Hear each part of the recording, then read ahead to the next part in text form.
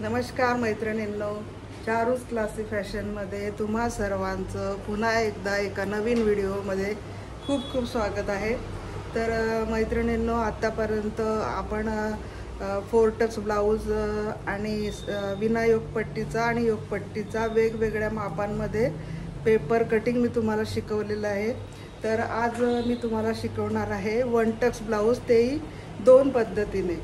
खूप छान पद्धतीने मी तुम्हाला स्टेप बाय स्टेप सर्व काही शिकवणार आहे मैत्रिणींनो। तर व्हिडिओ तुम्ही सुरुवातीपासून स्किप न करता शेवटपर्यंत बघा आणि प्रॅक्टिस नक्की करा, कारण पेपर कटिंग मी त्यासाठीच तुम्हाला आधी दाखवत आहे। स्टिचिंग मी तुम्हाला नंतर दाखवणारच आहे, पण आधी पेपर कटिंग व्यवस्थित करायला शिका, म्हणून मी तुम्हाला पेपर कटिंगवर सगळं व्यवस्थितपणे शिकवते आहे। आकार देणं हे ते सगळं काही जमलं पाहिजे, मी तुम्हाला प्रत्येक व्हिडिओमध्ये सांगत असते। तर आधी पेपर प्रॅक्टिस करा। ज्या माझ्या नवीन मैत्रिणी आहे शिकणाऱ्या त्यांच्यासाठी स्पेशली सांगते, पेपर प्रॅक्टिस करा। स्टिचिंग तुम्हाला आपोआप खूप व्यवस्थित येणार आहे आणि मी ते दाखवणार आहे तुम्हाला पुढे। तर चला बघूया आपण प्रकार एक वन टक्स ब्लाऊजचा। ठीक आहे, चला लवकर सुरुवात करूया। तर सर्वात आधी माप बघूया आपण।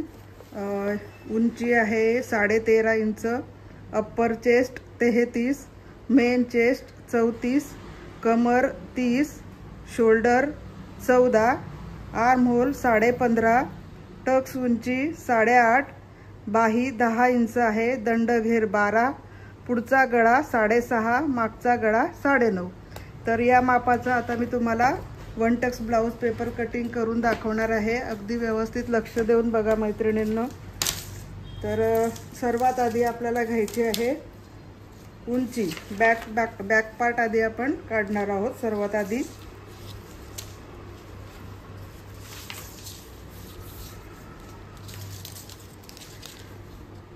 तर बॅक पार्टसाठी सर्वात आधी पूर्ण उंची अधिक 1 इंच घ्यायचं आहे।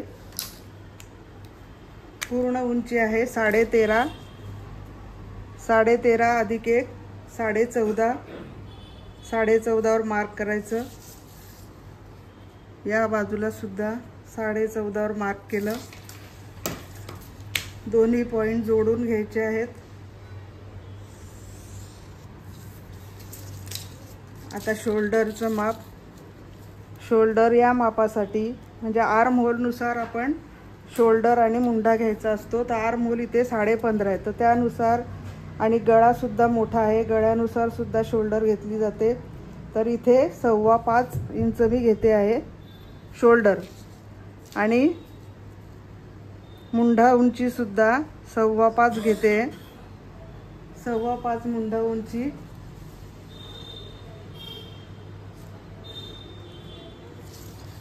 इथून सुद्धा शोल्डर जितकं वर शोल्डर घेतली आहे तसं इथे खाली माप टाकून घ्यायचं 5.25। हे दोन्ही पॉइंट जोडून घ्यायचे। ही झाली मुंडा उंची, ही झाली चेस्ट लाईन, ही चेस्ट लाईन। आता छातीचं माप टाकायचं आहे अप्पर चेस्ट प्रमाणे। अप्पर चेस्ट आहे इथे 33, तर 33चा चौथा 8.25, 8.25वर मार्क केलं आणि 1.5 इंचावर मार्जिनचं मार्किंग केलं।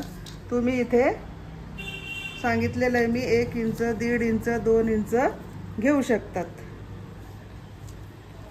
आता खाली कमरेचं माप टाकायचं आहे। कमर आहे 30 इंच, तर 30चा चौथा 7.5, 7.5वर मार्क, 1 इंच टक्ससाठी आणि 1.5 इंच मार्जिन। आता हे दोन्ही पॉइंट जॉईन करून घ्यायचे।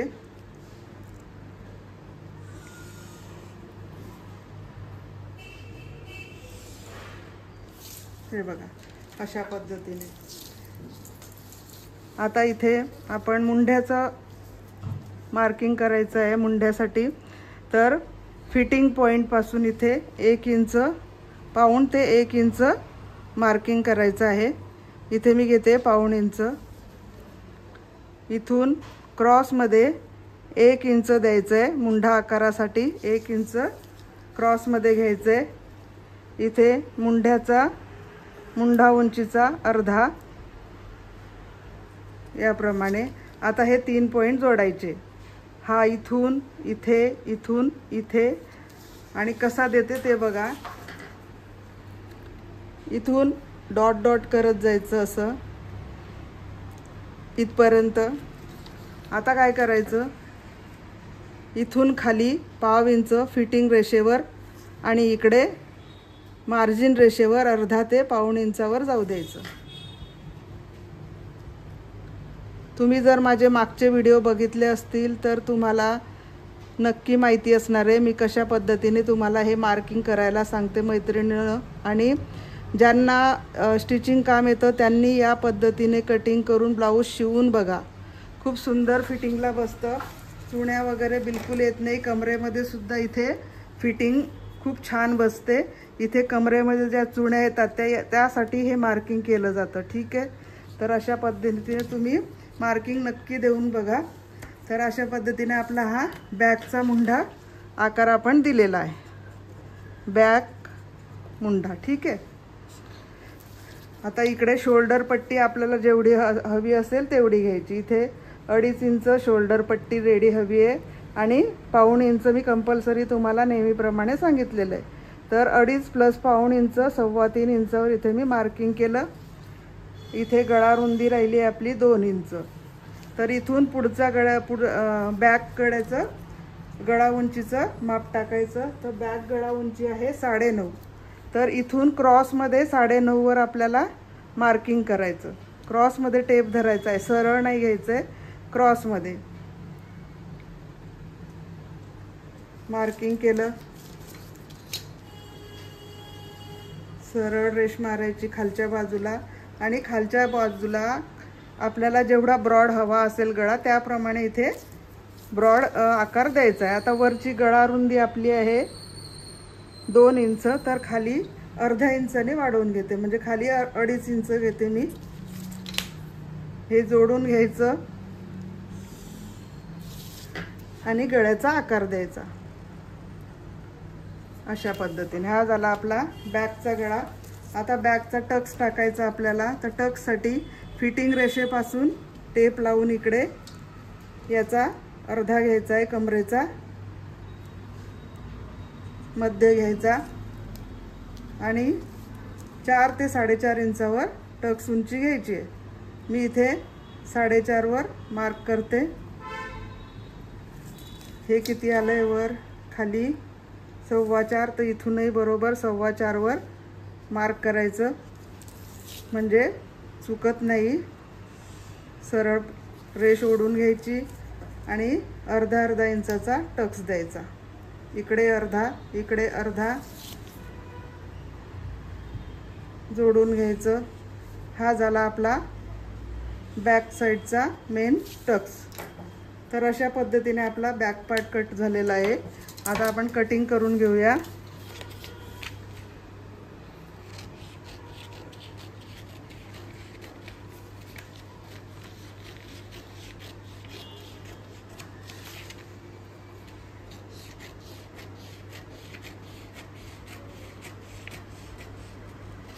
व्हिडिओ स्किप न करता मैत्रिणींनो बघा.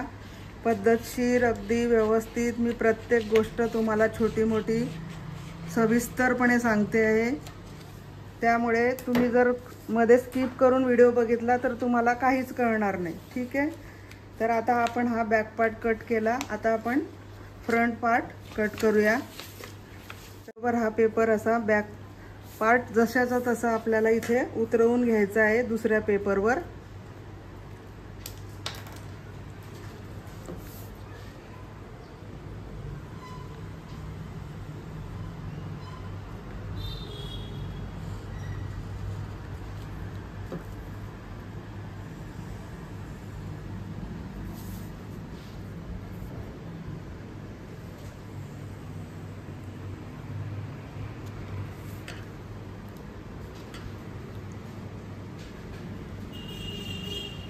मार्किंग करून घ्यायचं हे फिटिंगचं.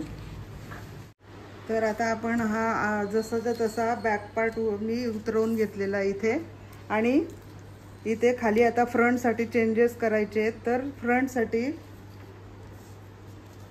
पुढच्या बाजूला 1.5 इंच खालून वाढवायचे, इथून खालून 1.5 इंच वाढवायचं आहे।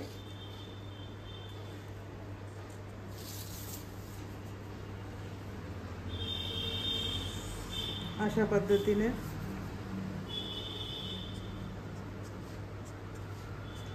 ठीक आहे, 1.5 इंच वाढवलं। आपण मुंड्याचा आकार काढून घेऊया। तर मुंडा आपण उंची घेतलेली आहे 5.25, 5.25 वर मार्क करायचं, इकडनं सुद्धा 5.25 वर मार्क करायचं।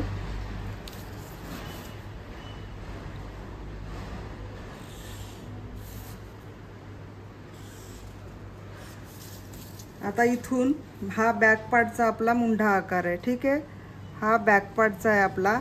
तर इथून खाली अर्ध्या इंचावर मार्क करायचं, अर्ध्या इंचावर, आणि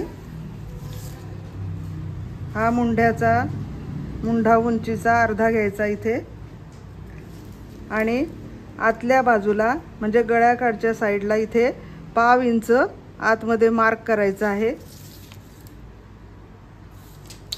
इथे आपलं हे शोल्डरचं अर्धा इंच वर मार्क करायचं, म्हणजे शोल्डर जोडताना आपला अर्धा इंच वरून जाणार आहे, हे दाबलं जाणार आहे।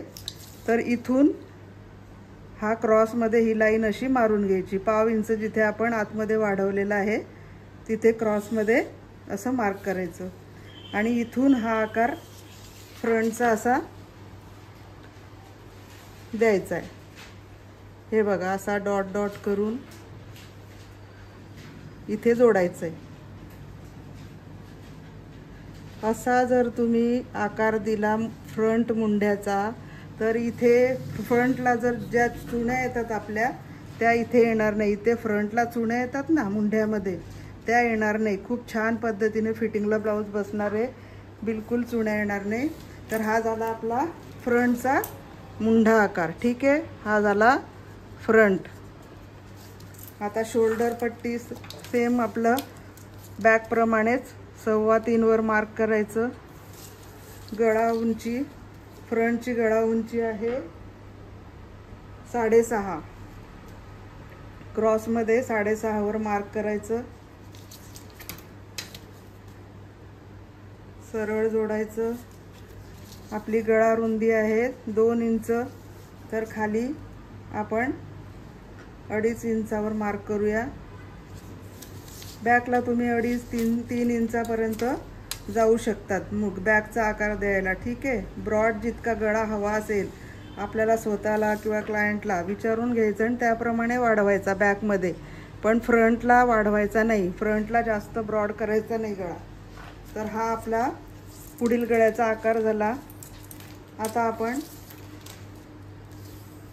टक्ससाठी आपल्याला ह्या बाजूला सुद्धा वाढवायचं असतं। 1 टक्स ब्लाऊज आपला आहे हे, तर 1 टक्ससाठी आपल्याला टक्स रुंदी ही जास्त घ्यावी लागते, त्यामुळे पफ चांगला येतो। 1 टक्स ब्लाऊज आहे त्यामुळे पफ व्यवस्थित आला पाहिजे, तर त्यासाठी आपल्याला काही इकडे वाढवावं लागतं। ते कोणत्या बाजूला? फिटिंग रेषेच्या बाहेरच्या बाजूला वाढवायचं असतं कापड आपल्याला। तर आपण आधी कितीचा टक्स घ्यायचा याला ते बघूया। तर टक्स रुंदीचं माप इथे पहिल्यांदा टक्स उंचीचं माप टाकूया आपण। टक्स उंची 8.5 इंच आहे, किंवा मी तुम्हाला सांगितलंय छातीचा चौथा अधिक 1 इंच। तर छाती इथे मेन चेस्ट प्रमाणे टक्सचे माप फ्रंटला टाकायचे असतात। मेन टक्स आहे 34 इंच, तर 34चा चौथा किती आला? 8.5, 8.5 अधिक 1 इंच 9.5, तर इथे 9.5 वर मार्क करायचं, 9.5 वर मार्क केलं। आता इथून छातीचा 10वा अधिक 1/2 इंच घ्यायचंय, तर छातीचा 10वा किती येणार आहे? मेन चेस्ट 34चा 10वा 3.4 म्हणजे 3.5, ठीक आहे। तर 3.5 वर इथे मार्क करायचं, 3.5 अधिक 1/2 इंच, तर 3.5 अधिक 1/2 4.25 येणार इथे 4.25। खाली सुद्धा 4.25 वर मार्क करायचं, आणि ही टक्स उंचीची रेषा जोडून घ्यायची अशी, ठीक आहे। आता इथे आपल्याला टक्स ही मोठा घ्यायचा आहे, तर या 34 मापाला आपण 1.5 इंचाचा टक्स टाकूया। 1.5 इंचाचा म्हणजे ह्या बाजूला 1.5 इंच आणि या बाजूला 1.5 इंच, म्हणजे हा पूर्ण टक्स कितीचा झाला, 3 इंचाचा टक्स झाला। इकडे वाढवायचा आहे, तर हा आपण दिलेला आहे टोटल 3 इंचाचा टक्स, ठीक आहे। तर 3 इंचाचा टक्स दिलेला आहे, म्हणून आपण इथे पुढे किती वाढवायचं, तर ते बॅक पार्ट आपण जसं तसा इथे उतरवून घेतलेला आहे। तर बॅक पार्टमध्ये 1 इंच ऑलरेडी आपल्याला मिळालेलं आहे इथे, तर 2 इंच इथे पुढे घ्यायचं आहे। 1 इंच प्लस 2 इंच, तर 3 इंच। तर मग इथे आपल्याला किती इंच वाढवायचं, 2 इंच।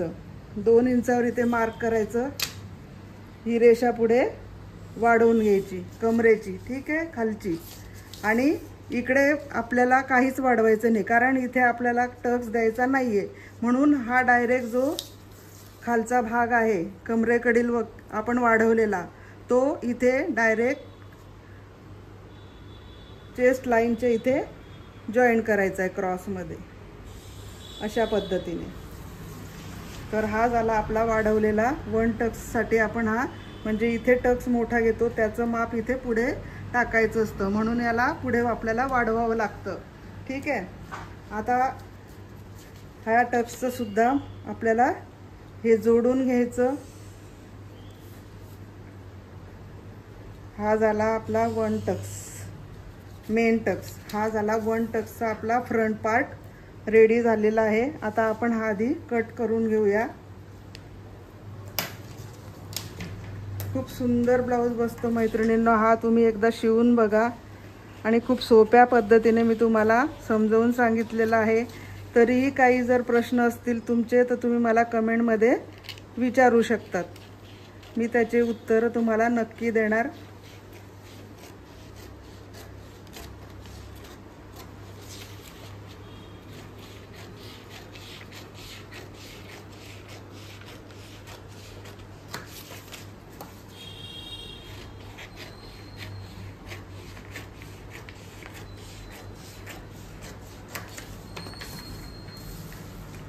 हा झाला आपला फ्रंट पार्ट। आता काय, इकडनं हा आपला मी मार्किंग करून घेतलेलं आहे, इकडनं 1.5 इंच आणि इकडनं 1.5 इंचावर, ठीक आहे। अशा पद्धतीने आपला फ्रंट रेडी करून, हे बघा मी दाखवते तुम्हाला, हे बघा, हा असा टक्स मारल्यावर कापडावर जेव्हा कटिंग करून आपण टक्स मारू, हे बघा असा छान उभार येतो याला। आणि आपली छाती किती आहे, मेन चेस्ट 34, तर बघा हा आपला 1.5 इंचाचा इथे फिटिंगचा रेषेचा आपण फिटिंग रेषा मारलेली आहे, तिथून हे बघा असा उभारावरून मार्क करून टेप ठेवून बघायचा। हे बघा, हे इथे आपल्याला बरोबर बघा 8.5 आपली छातीचा चौथा 34 आणि पाव इंच आपल्याला इकडे शिलाई मार्जिन आहे बटन पट्टीकडे, ठीक आहे। अशा पद्धतीने हे आपलं अप्पर चेस्ट आणि मेन चेस्ट वरून तुम्ही कटिंग करून बघा, खूप छान फिटिंगला बसतं। जे नेहमी बायकांचे प्रश्न असतात, काखेत लूज होतं, छातीत टाईट होतं, किंवा काही प्रॉब्लेम येतात, तर हे अशा पद्धतीने जर तुम्ही कटिंग करून ब्लाऊज शिवला तर कसलेच प्रॉब्लेम येणार नाही। आणि जरी तुम्हाला काही आले तर मला नक्की प्रश्न विचारा कमेंटमध्ये, मी त्याचा रिप्लाय तुम्हाला नक्की देईल। आता बघा इथे फक्त एक करायचं आहे आणखी। आता ह्या बाजूला 1 इंचावर मार्क करायचं आणि या बाजूला अर्ध्या इंचावर मार्क करायचं, आणि हा जो टक्स आहे आपला इथून हा क्रॉसमध्ये असा मार्क करायचा। इकडे हा अर्ध्या इंचावर, अर्धा ते पाऊण इंचावर इकडे कट करायचं, अशा पद्धतीने। आणि हे कट करायचं,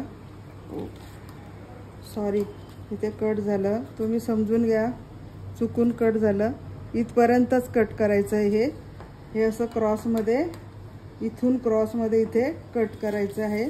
जसा हा मी कट करते बघा, हा असा इथपर्यंतच कट करायचा आहे। हा जो आपला टक्स आहे, हे साईड टक्स तिथपर्यंतच ते क्रॉसमध्ये कट करायचे आणि अशा पद्धतीने हा आपला